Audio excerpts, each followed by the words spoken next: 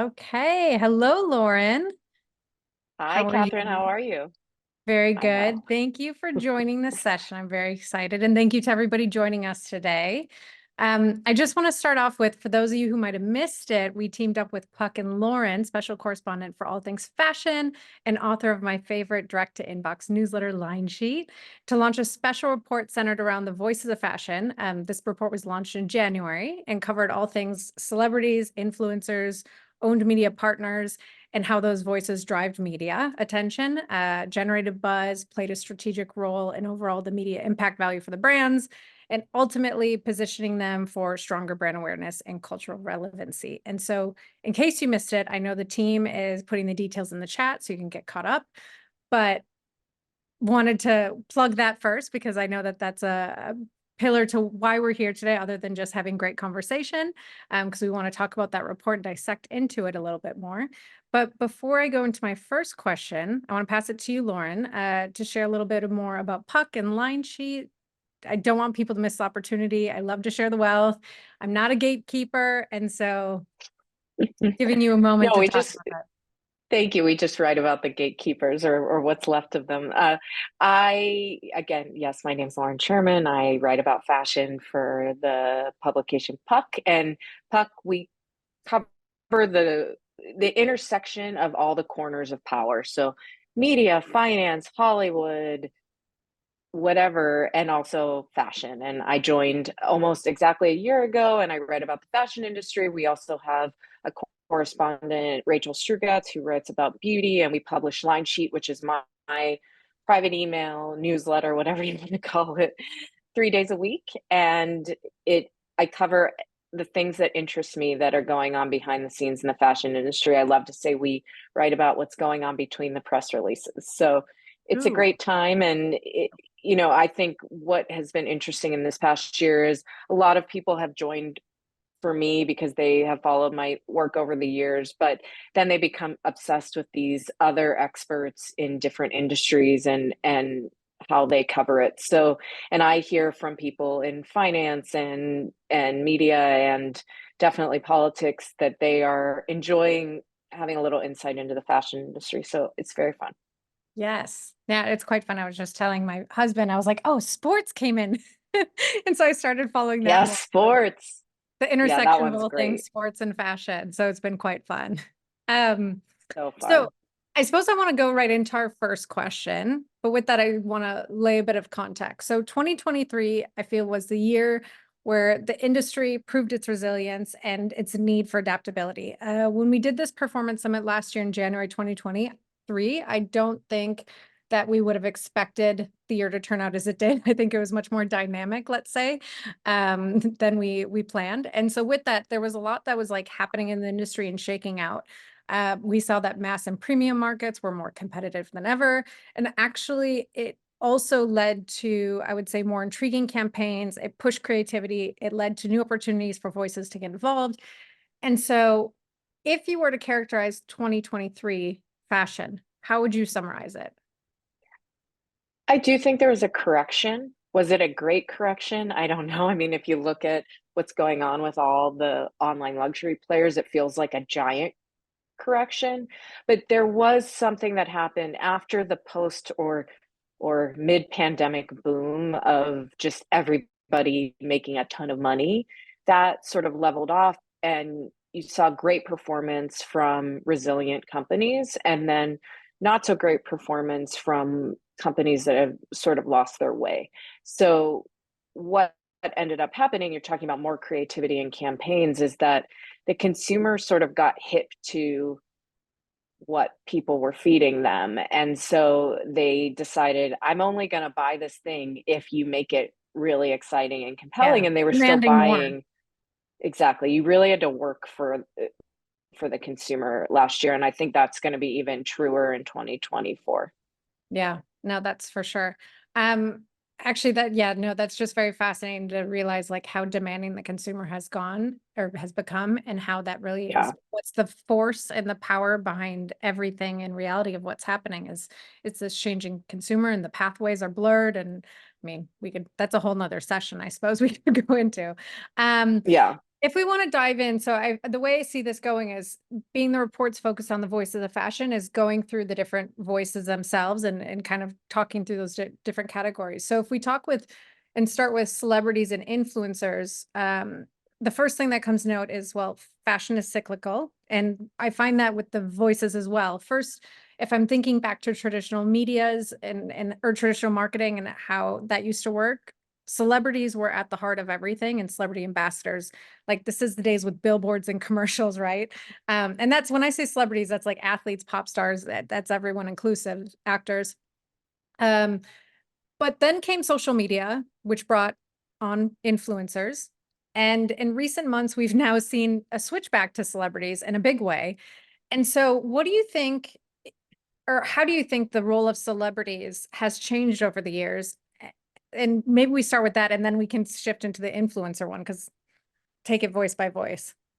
It is it is so interesting. I think what has happened is celebrities have become influencers, and they were the original influencers or the socialites or whatever. We could go back to the origin of influencers. That is a 3-hour conversation. But I do think that it's sort of the two worlds have merged, and you really have seen it post writers and actors strike, where there's just been a surge of fashion brands putting money into celebrity. And I think the big reason for that is because you see bigger results, or you might not see conversions in the way you put a Dior bag on an influencer and you could sell a ton of them. You might not see that by having a placement on the red carpet, but the impact and the exposure is so much greater with traditional celebrities. So we went from 80s and 90s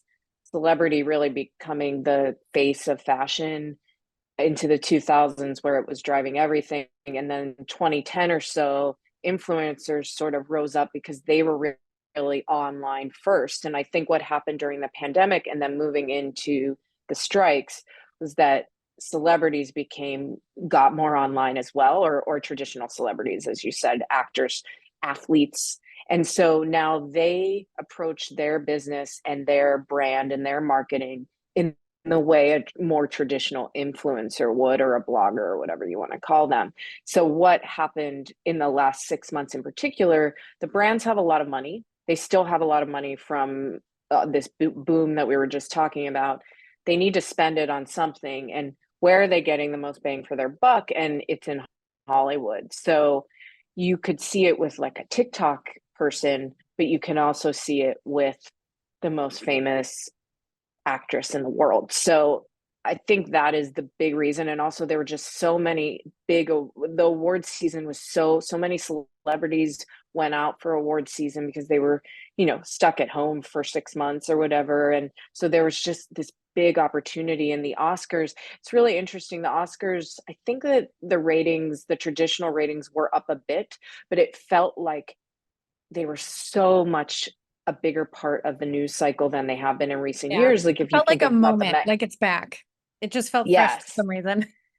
yeah, and you think about for years, I was really just looking at the Met Gala for red carpet, and something has shifted back to the Oscars feeling more important than the Met. So that is also, who knows? Let's see what the results are in Right. a couple of weeks. But I think that what it comes down to is they still have money right now. They want to figure out where to put that money, and it just feels like exposure in Hollywood, and everybody was watching that red carpet. I didn't watch the Oscars because I live in Los Angeles and they started at 4, and it's so crazy. Yeah. I never watch award shows anymore. They're so early. But of course I was looking at the red carpet for my own coverage, and it just felt like everybody was talking about it this year. Yeah. No, for sure. I think that what you say about them, the celebrities coming back to the limelight plays into the overall discussion, and that's a session which is actually after this one, but about brand entertainment and how it's about cultural like relevance and being part of that cultural narrative.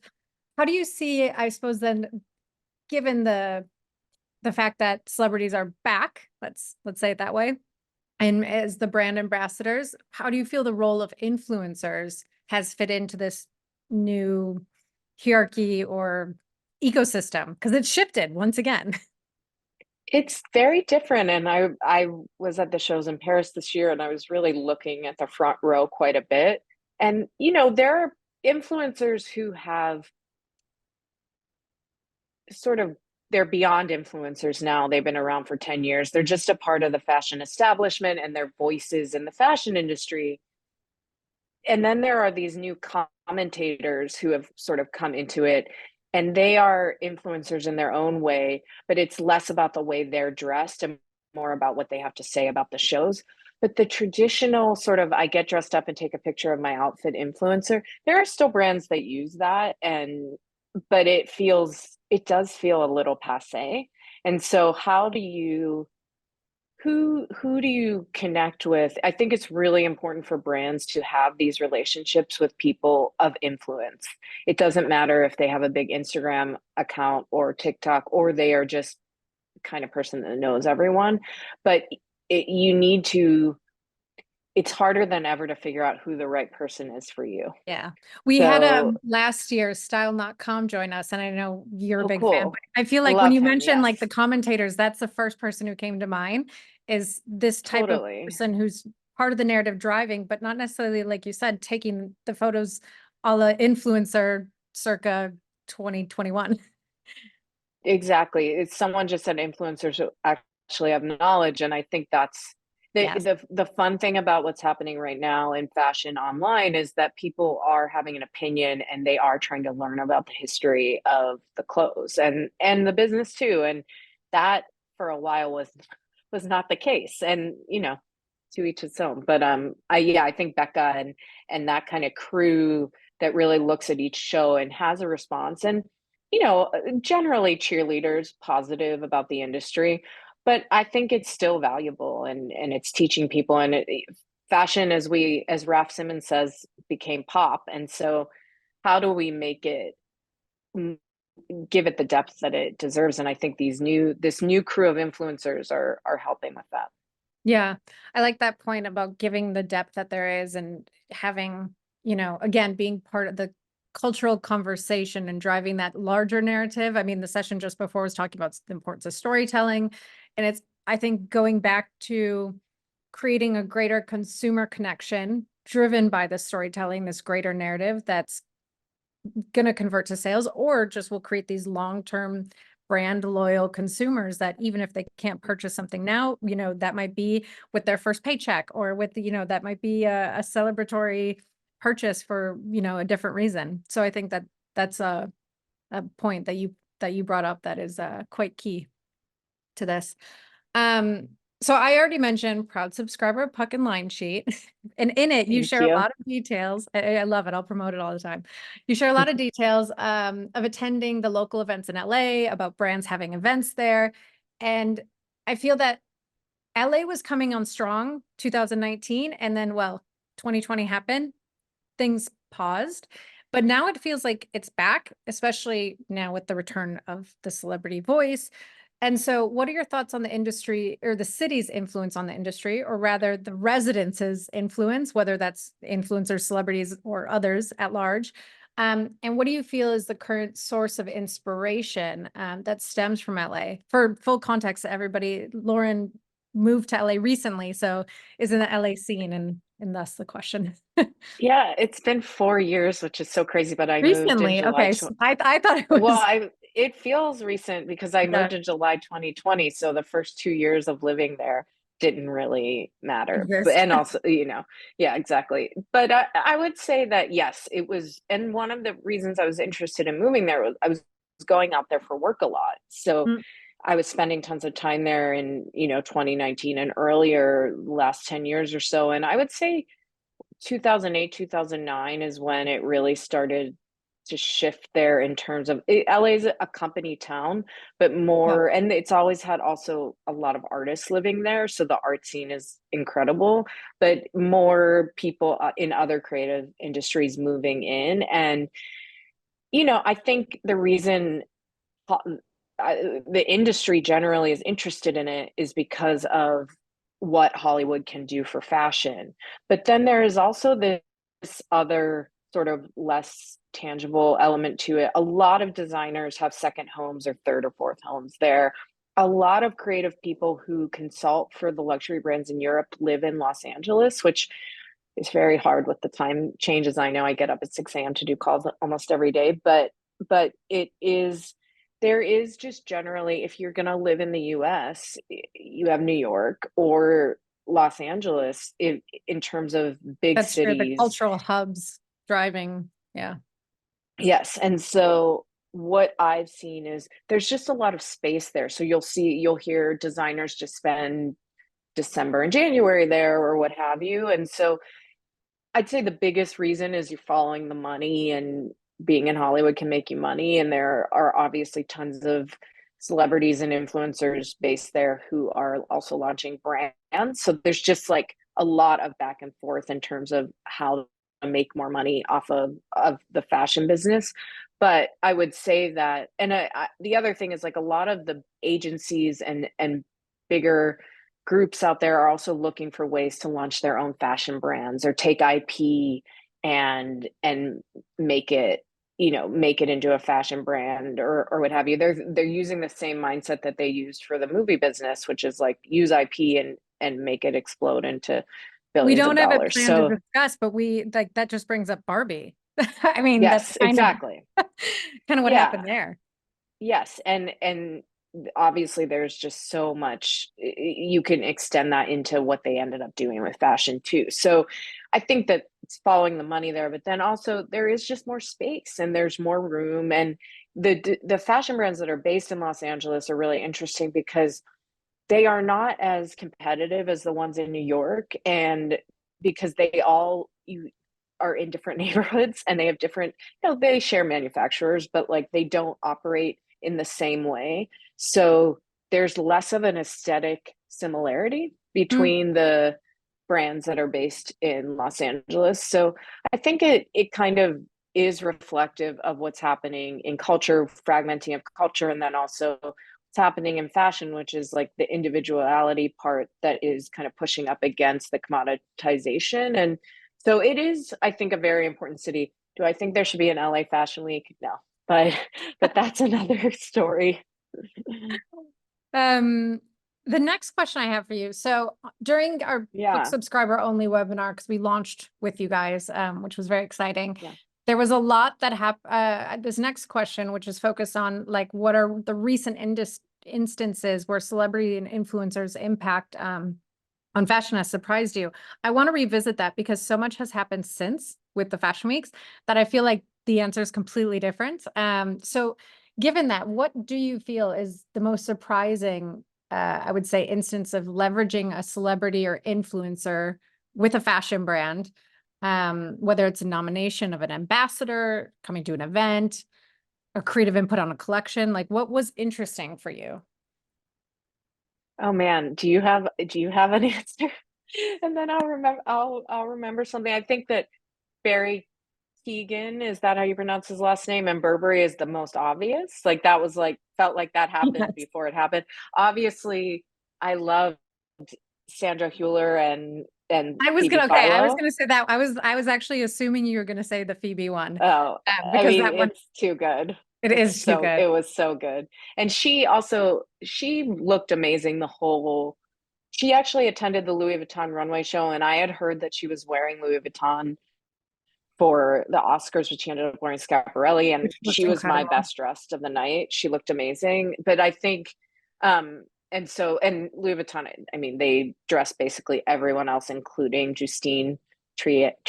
Is that how you pronounce her last name? I know I Oh, got Justine right, but they dressed like pretty much everyone other than Sandra. So they did amazingly on Oscars night, even with the messed up dress. Nobody cared. She looked very pretty. So, but I would say that Sandra is it unexpected? I don't know because it if you feels know so Phoebe's like right. like style enough, it just feels like the most obvious. Like Oh, that makes so much so sense. good. But then it's It's so good. surprising, And I think, because we haven't had much of Phoebe's point of view recently. So it just true.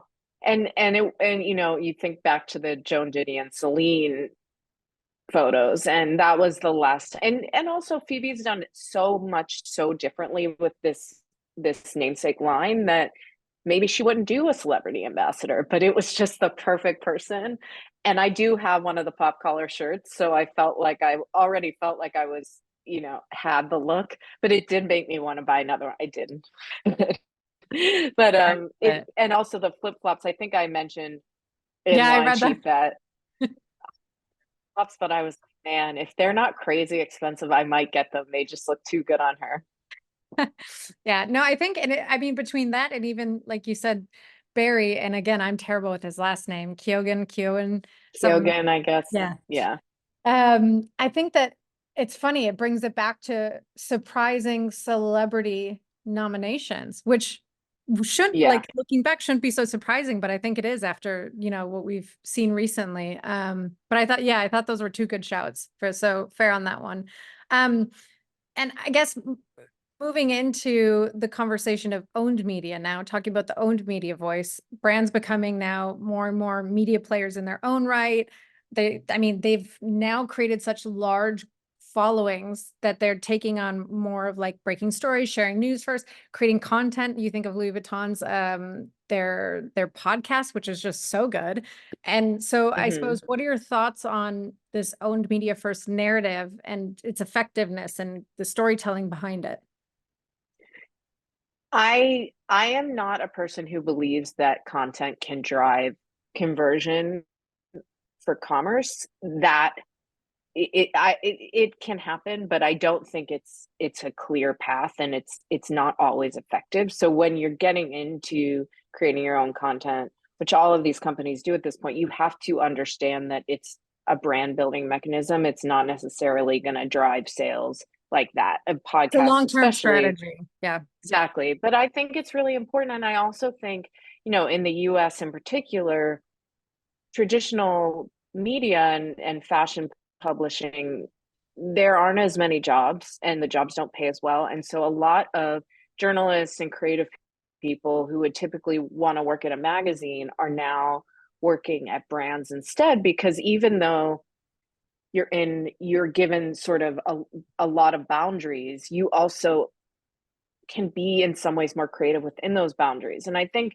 this is a very old example, but Corey Birch has had an editorial website for at least 10 years, maybe longer. And they built that when this content to commerce thing first, really, I'd say early 2010s, really became something that a lot of brands were doing. They hired editorial directors, and most still have them, but I would say a lot dialed back after a while because they were seeing better conversion rates from using outside influencers.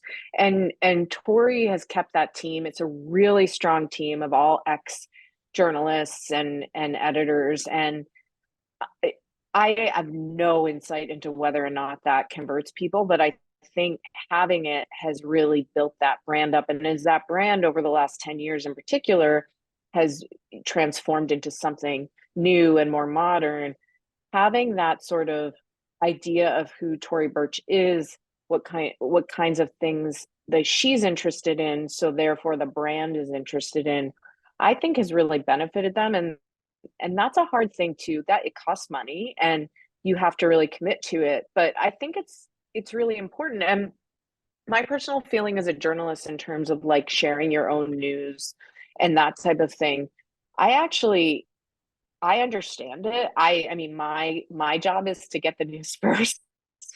And sometimes I do, sometimes I don't. But I don't think, and my job is to interrogate what that news is, but I Yeah. don't necessarily think that a brand benefits from disseminating the news to outlets who they're controlling anyway. You might as well just control it from A to Z.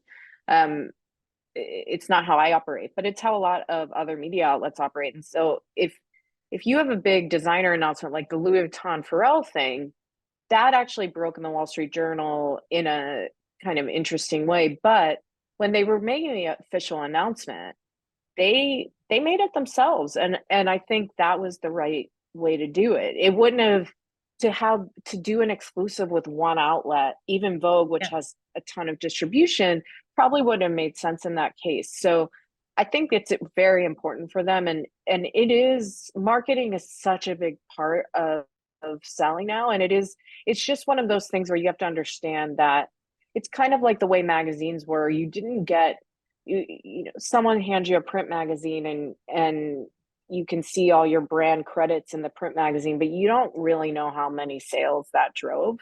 It's a similar thing, and in some ways they can track it better because they have the tracking tools online. So it's sort of a best of both worlds where you're brand building, but also you can see what the effect of that brand building is.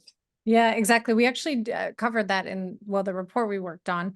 And just, I know everybody can download the report and check it out, but a little teaser is that post, like that singular post where you see Louis Vuitton announcing the Pharrell Williams appointment was worth over 600,000 in MIV, which is massive for an owned media post in its own right. And I think you make a good point is uh, it's kind of also what you mentioned, you know, when we've talked about this before, but if you, one, from a journalist point of view, are coming in with a story, it's for you to come in and find a new, unique story that builds onto what the brand's telling. But I also think it's brands have the power to drive and share narrative. They have now these giant platforms to do so. And so what do they want to tell through that? And then from there, and again, in our report, it was focused on the voices that drive media. Like from there, how does that narrative they're telling through owned media fuel the rest? Of course, the appointment is like Yeah. new breaking the news. So that's like an announcement.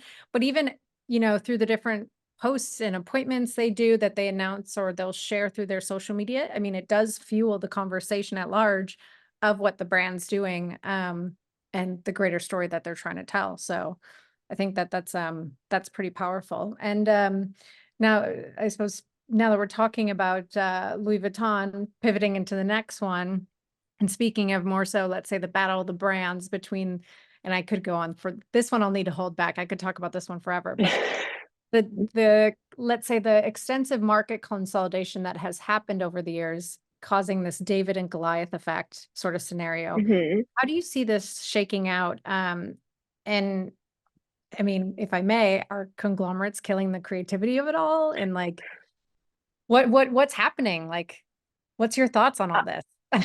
I know we discussed this at I length. Originally, this was maybe a topic of the report itself. So Yes. Yes, this is the theme of my life for the last 10 years and the next 10 years. But I think I see the industry moving in, splitting in two. One is in this very, very commoditized direction. And I'm not saying that in a negative way. I don't care. Like, this is what life is. This is what happened. We can't fix it. We can't go back. But in a very commoditized direction, and then in a very specialized direction. So you'll have brands that are, I use this a lot, like toothpaste brands like CPG, where people are shopping them like they would shop Zara, but they're just very, very high end. And then we'll have more specialized brands that are more the traditional fashion idea. And, you know, the best of both worlds is, can still exist. Prada is a great example of that. Prada and Miu Miu, they are killing it. They're doing so well with sales, and they have logos over everything, and yet it still feels really creative and yeah. intellectual and has big ideas, and it feels like real fashion with a capital F. So I do think you can achieve both, but most companies won't. So yes, I think the consolidation is nowhere near done. I think it will continue, and there will probably be, we're seeing more groups, you know, OTB in Italy. For years there have been these, where is Italy's LVMH, where is whatever. Italy's LVMH is LVMH, but I do think we have seen OTB kind of come out in the last, and they might IPO in the last few years, and especially this year, as a real player in this industry, and they're selling clothes. They're not just selling handbags or what have you. So I think there will be more consolidation, probably room for a couple more smaller strategic groups, and who knows what will happen with the big groups. We're seeing a lot of transformation at Kering right now.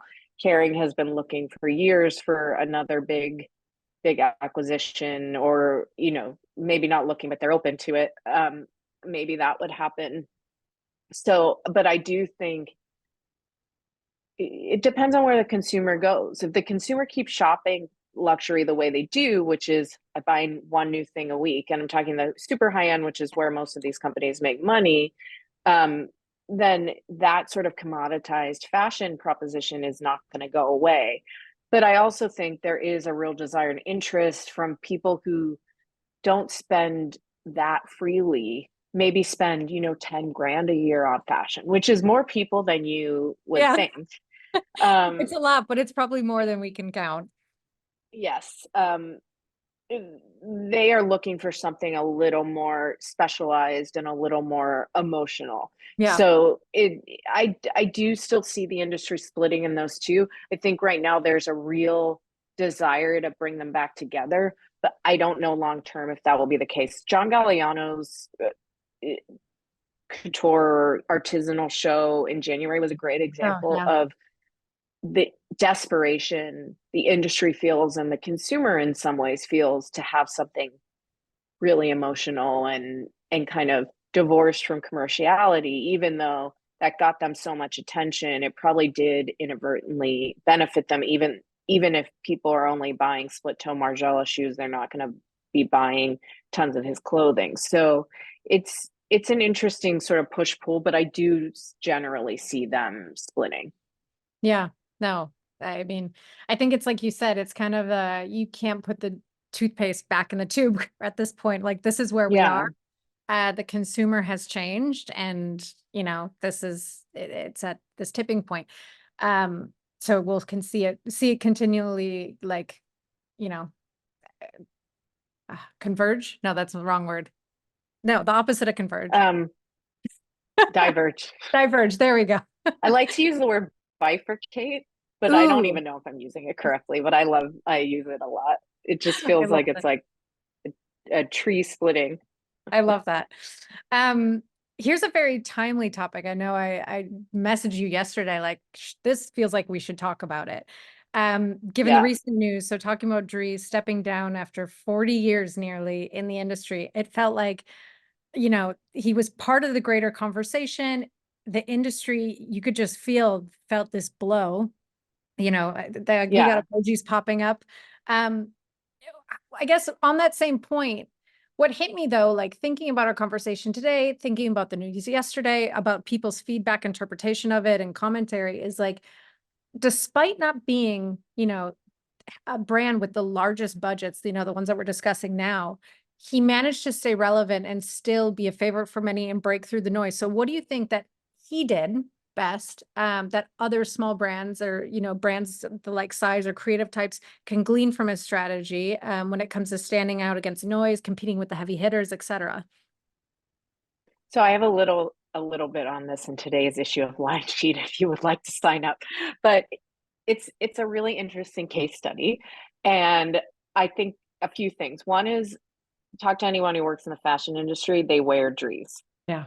And that is for many reasons. One is because it is not crazy expensive and it's good quality. So they were very smart. He and his partner Patrick have been doing this for 38 years, and they're very smart in the way they did their manufacturing. They manufacture, I think, mostly in Europe, but the prices have never been insane. And that's when I started shopping Dries. I was in Paris, and Leander Dean, actually, I saw her at a show and she had on a pair of chinos. I said, I I was love gonna those. say, Where are I've they heard from? this She was pan like, story before. oh, have I told you this? And I I love was it. like, she was like, oh, they're Dries. They were like 300 euro, which I know is not, we all work in fashion. We don't think that's, I always have to sort of, because people think it's crazy, but I thought, oh, that's crazy. I thought that I mean, it's a designer brand. It's not a contemporary brand. I'd be more expensive. And I went there. I am now like exclusively wear Dries Van Noten t-shirts, which is not, you think of beading, you think of floral, you think of gray sweatshirts with bows on them. You don't think of these like simple items, but they're actually amazing. They're more affordable than a lot of contemporary brands, and they're made in Portugal. And so I started essentially collecting them. And I think one thing is that the people in the industry actually wear it because it fits a lot of different types of bodies. B, we use this word inclusive a lot in a very kind of gross way, but it is very inclusive. Like it's not really gendered. There's just so much about it. And the stuff is beautiful. The other thing is I would say that there have been, I'd say in recent years, where he has had a little more hype, especially in menswear with the Mm. prints, like you'd see them everywhere. But it's not a hype brand. It's sort of always simmers. It's not, it's always, it never goes out of style. It's all interchangeable.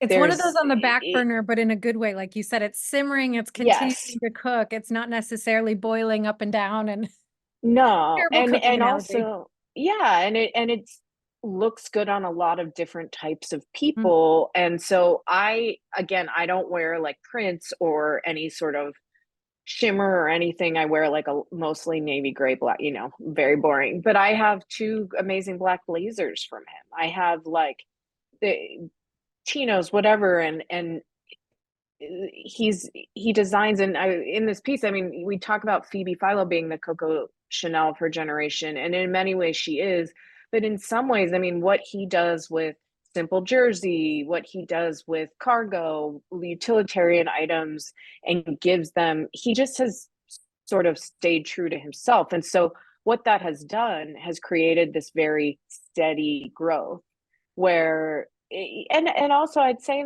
in the mid 2000s, Kathy Horn wrote about this a few years ago. It just wasn't, there were times when it wasn't like in fashion, but I would say generally it it never it never feels irrelevant because it's so specific to him, and his way of doing things is a way that like relate a lot of people relate to. So it's a great example. I mean, it's an amazing fairy tale situation that they worked so hard for all these years. They built this business that is, a lot of clothing. They do sell handbags and accessories, and I think that business is ramping up, but it is about the Mm. clothing. They were able to build a decent sized business of like 100, 150, $200 million a year. I would say now it's probably still under 500 million, probably well under, but I don't have the specific numbers because Puig is not yet a public company. But when they sold a majority stake to Puig, that was also just really smart. Puig has, and Dries said this in his letter to the world yesterday, essentially left him alone to do his work. And that on the side, have started to build this fragrance and beauty business that is performing really well. I Mm. wear the fragrance. I know a lot of other people who do. And for that to happen so quickly, especially in an era when niche fragrance is sort of taking over for designer fragrance in terms of what like insiders want to wear, that fragrance, I've never gotten more compliments on a fragrance. And so he now has this, Puig is getting what it needs, which is a very large fragrance business. They're learning more about how to do the kind of ready to wear Dries does. They own other fashion businesses, but none that have. Carolina Herrera has a really big contemporary business, and then they also obviously have ready to wear. But this is a whole different way of doing fashion, and so it is really sort of the platonic ideal. In my piece today, I mentioned Joseph Altazara said to me once, I just want a business like Dries. And that Big is, I compliment.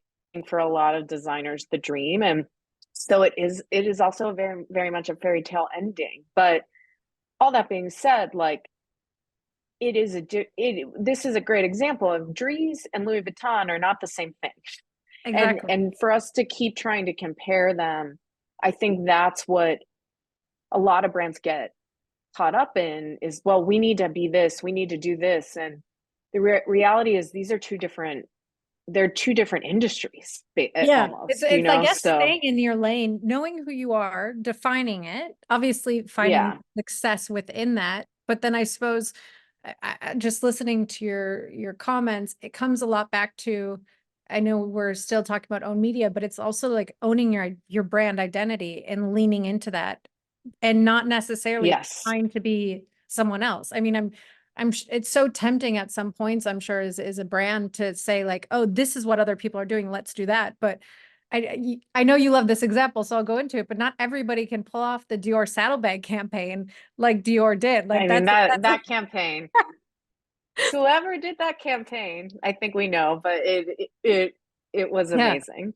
So I think it comes back to just, owning it, having your own identity and communicating that to your loyal followers and your fan base and, continuing down that path, and creating your own relevance within that. Yeah, for Yeah. sure. This is a hard pivot from talking about, of course, the lovely brand that is Dries to now back to large brands. I don't But mind. we've seen such an increase in the concept of brand experiences. And so I want to hear your thoughts on all things. It doesn't have to be restricted to these, but like the Tiffany Blue Box, LV's, or Louis Vuitton's upcoming hotel. I guess I can't also help but laugh and wonder, is this like some postmodern consumerism phase that we're in now? Is this like, is this fresh? Are these interesting experiences that will drive business? Is it both? Like, what are your thoughts on these larger scale, I would say, expansions into other brand universes within the brand? Yeah, I sort of swing back and forth with this. Sometimes I think it's just unnecessary now. That a necessary, not unnecessary. I was listening And to that. I was like, necessary or yeah, unnecessary? it's just necessary now to have that sort of especially when you're one of these mega brands, an established experience that is not divorced from the consumption, but is a sort of baseline for consumption.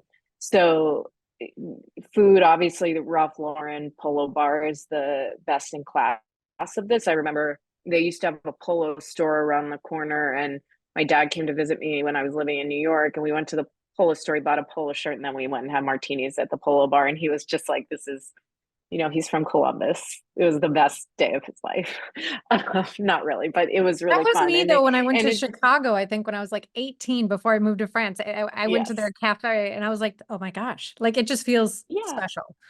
Yeah. Well, it's like I just went to Disney for the first time, Disneyland for the first time in like 20 years. It's the same thing. I mean, it's so much of what luxury does is in the vein of how Disney manages, and it's all about myth making. And so the Dior Museum or what have you, I think it can be really valuable, especially if it's fun. I would say, to me, out of all these experiences that I've had the chance to walk through, I think that Hermes does the best job of these.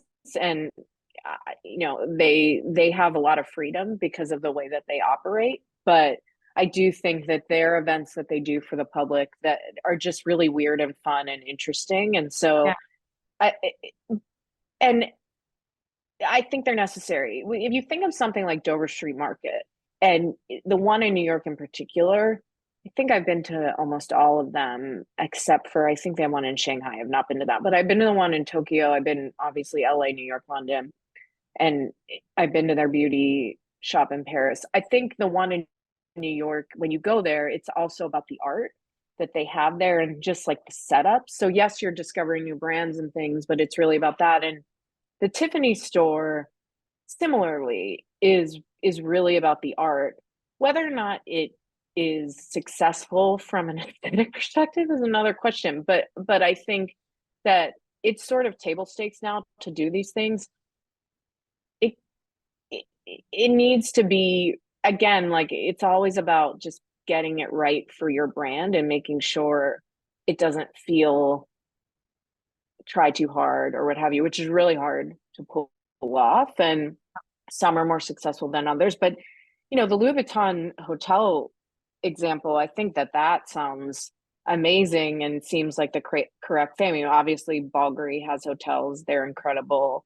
And I had an old boss of mine said once, maybe someday there will be like a Gucci facelift type thing, like that type of. I think Yeah. it's possible, and you also see this in the U.S.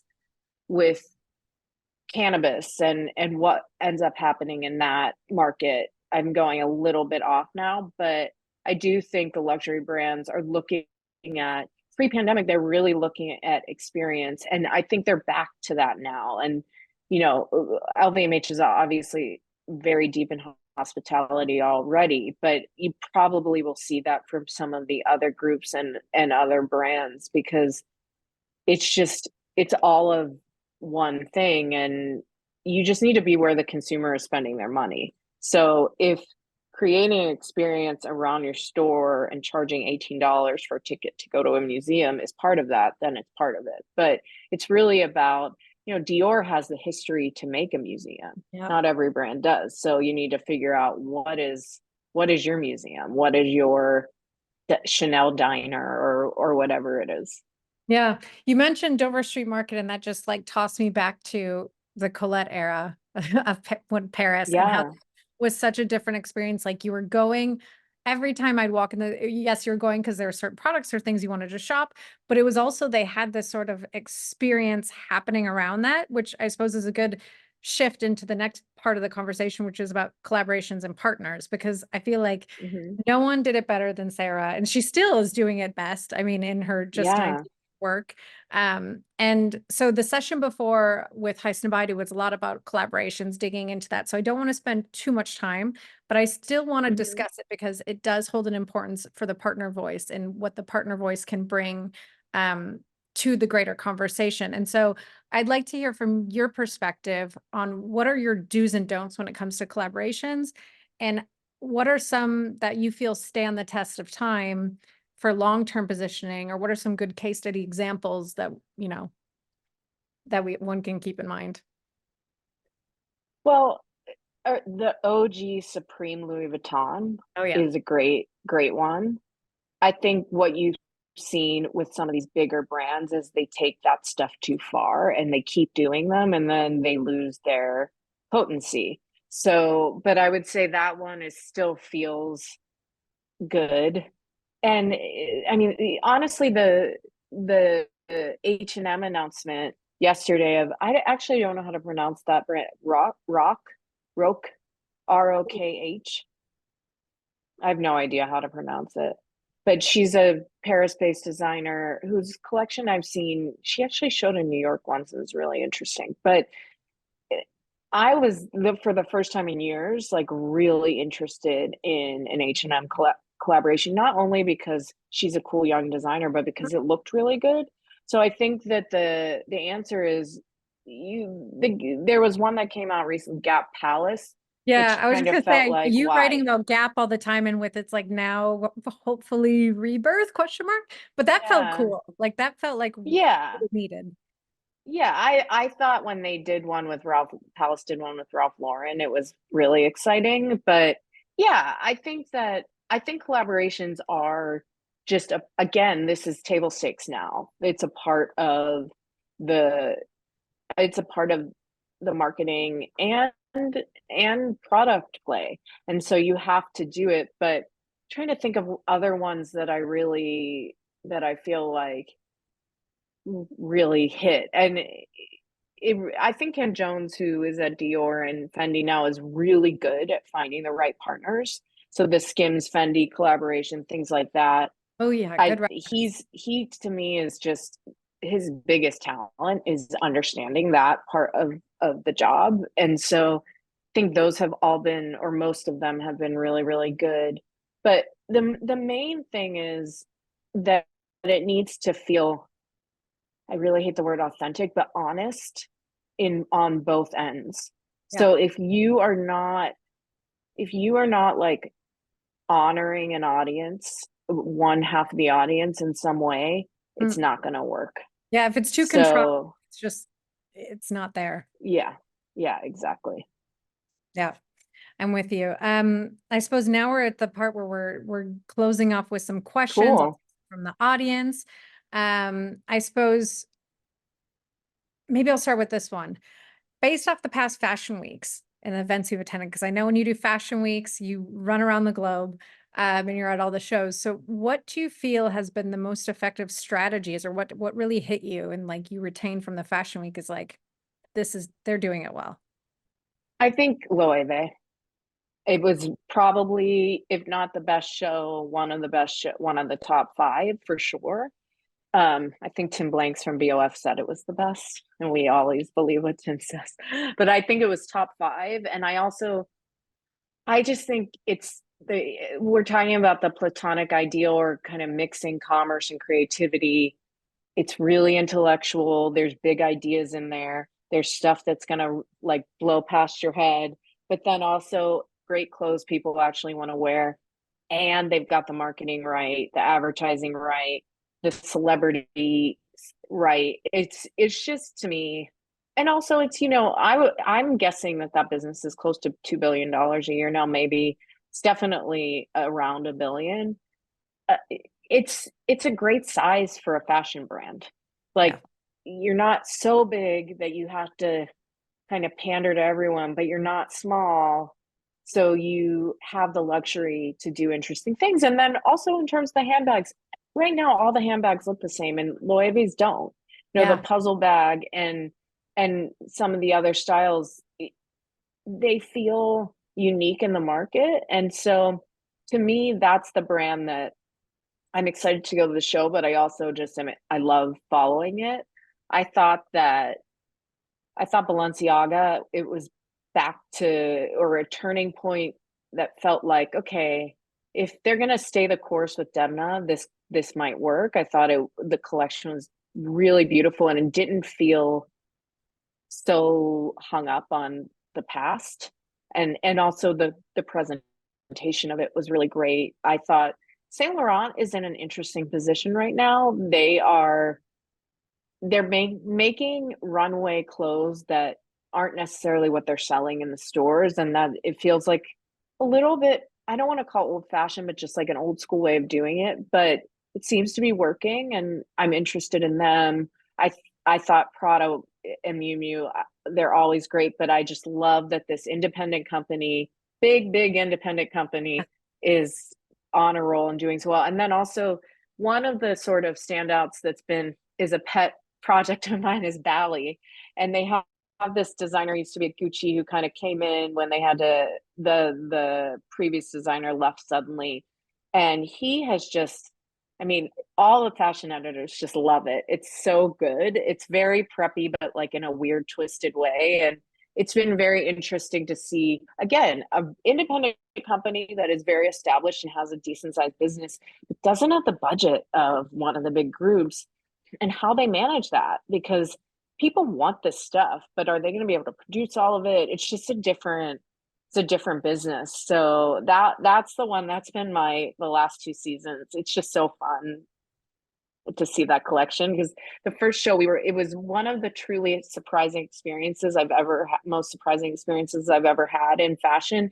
Go to a show and, I've seen some amazing shows, but you're never like, oh my God, none of us had any idea. I just went to the show because, you know, I wanted to be nice to the PR people who I really like, and I wanted to support them. And I get there and I was like, this is amazing. It was such a pleasant surprise. So Bally is definitely one to watch on. I think it'll be also interesting to see how they manage it from the marketing and social media side, because they have like something really good there. And yeah, I don't know. I'm excited to see what they do See with where it. it goes, see where it translates to. Yeah, I like that. This is a Yeah. fun question. Honestly, I kind of just want to talk about because I loved it and would love to hear comments. So the question is, any ideas on amplifying and elevating product placements? Can't help but reference Burberry's ludicrously Oh, capacious bag. capacious That's bag. hard to say. I watched the show. I love that reference. It was Yeah. hilarious. But yeah, what are your thoughts on that? Or even Essence and how they're managing Oh their, yeah. I mean, Essence is brilliant. When yeah. the Taylor Travis stuff, it's just too good. Have And you I seen the also, kids because doing ABCs now? There's a new campaign I think launched like 2 days ago. no, It's a spelling bee for designers where you have children like spelling out designer names. They're like, can you give that word in a context? And they're I like, love it. Rick Owens, R.I. And they're dressed in the outfit. Amazing. It's brilliant. So Um, good. yeah, I mean, this is a content to commerce thing this is why you do content, because yeah. you get really smart, interesting people to do it, and then you get attention, and then eventually you get sales from it, or what have you. So these are the pros of content to commerce. But yeah, I think that Essence is great. I think that, what was the question again? I got Well, really into the actually, Taylor I and think you Travis. put it well. It's the content to commerce and like those who do it well, like Yeah, your effects. Like, what are your thoughts on it? Or who's doing it well? yeah. what was the original question? Because I did have an answer and then I got Ideas off on track. amplifying and elevating product placement. Oh yes. So product placement. Oh, the capacious bag. I mean, look, I didn't follow what Burberry did around that. They could have played with that and had a good time with it. I think like, and it was also good for them in that they are in a period of transition right now and they need more attention on them. I think Emily in Paris is a great example of this. And how closely if you're a brand that works with Emily in Paris, please call me. My email is lauren@puck.news. But it's pretty remarkable how, I mean, that show is about marketing. So it's a show about marketing. So of course the product placements are amazing, but also it's it's incredible. And to be on there, even though everyone thinks she looks insane, it's totally worth it because Yeah. you're getting people are noticing. I think the Barbie stuff, yes, all the collaborations outside, but in the movie, and you see the Chanel dress, the Chanel outfits, and things like that. The obviously the Birkenstocks, so integral to the story, and so I think as you're seeing a lot of these. LVMH just announced they're opening a movie studio. You're seeing a lot of, or they're not opening one, they're working, whatever. I don't want to get Stay it tuned wrong. on Don't time. fact Yeah. check. But yes, but I think you're going to see more of that. And it really works when, like, the Burberry thing is great. We're still talking about it. People are still, who knew the word capacious Yeah. prior to that episode? And so it's like there's a line because Burberry couldn't keep that in the conversation forever. Yeah, you can't But ride at the that high same forever. time, no, but at the same time, I think also Laura Piana has benefited greatly from Succession. I mean, if you look at the brands that were like really prevalent on Succession, they have 100% benefited from that and from knowledge of, a lot of people who don't work in the fashion industry, who are not super wealthy, suddenly know what Laura Piana is. And like that is, and I thought that their follow-up when they did that great New York Times advertisement that was sort of connected, it didn't reference Succession, but it was just connected to it because it was about that. I think it was about that shoe thing, sneakery shoe that they do. Oh, yeah. But I think like you have to be really aware of that stuff and also should do as much of it as you can in the right. It's all about context. It doesn't make sense. Does you commenting on it make sense? Like you have, but I think it's really important. And especially again, we talked about internal marketing and storytelling, but as traditional publications are less, they give you less and there are less of them, you have to think of other ways. And I think being on a TV show is better in many ways than getting a placement in a print publication, especially in the US. Yeah, I mean, it's funny that this question was asked by someone in the audience because it honestly ties into what will be the session just after this, which is literally brand entertainment. So it's all of that. I mean, Amazing. we have the panelists backstage now, I'm sure perhaps listening in and hearing us discuss, but I think you hit it on the nail on the head with the Emily in Paris references. It's just such a strong, I mean, it was a return of that like in your face obvious product placement, but it works. Like we see it in the numbers. Yeah. That being said, so I'll do one more question just because there's so many other good ones here. Maybe the question I will ask is, what are your thoughts on the rise of the APAC voices and influencers, celebrities, etc.? So the impact of K-pop.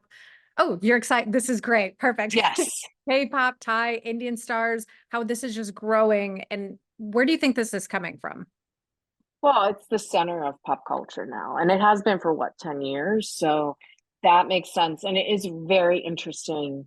I just was thinking about it a lot during Fashion Week because I mean, also I'm old, so I just don't know who anyone is, but you go to Fashion Week and I'm just like, I don't know who. And I also, to be fair, sometimes don't know who the American celebrities are Oh, either. I don't. I can But be in the same room and somebody can be there. And I'm just like, who? I was the worst and celebrity PR for that. Yeah, and even someone I follow this stuff pretty closely, but there's just too many people. So I think it's really important. And I know I did a piece when I was still at BOF on Louis Vuitton celebrity strategy, and I used some data from you. The most famous woman in India, I don't remember her name, but Yeah. she was Uh, driving. I think it's Padika.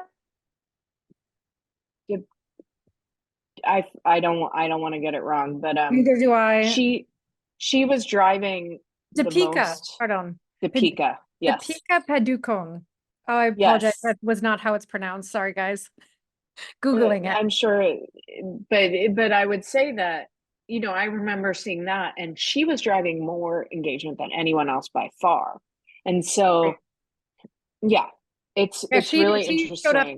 to Cannes Film Festival and she was like by far just swept everybody off with her few dressings for Louis Vuitton because Yeah, they dressed her and she drove the numbers yes, out of the park. And you look at why and you're yeah, like, her, wow, okay. yes, yeah, and it's an interesting. I mean, when you're thinking about the way these companies manage their businesses. That's why it's so important to have executives who are from the regions that you're selling in, because they understand the market and the specifics of the market. And so it kind of comes out. I think we really saw that in China specifically, but yes, for sure. I think that it's so important to keep an eye on those things, and also to employ the right people in those regions so that they can help you navigate it properly.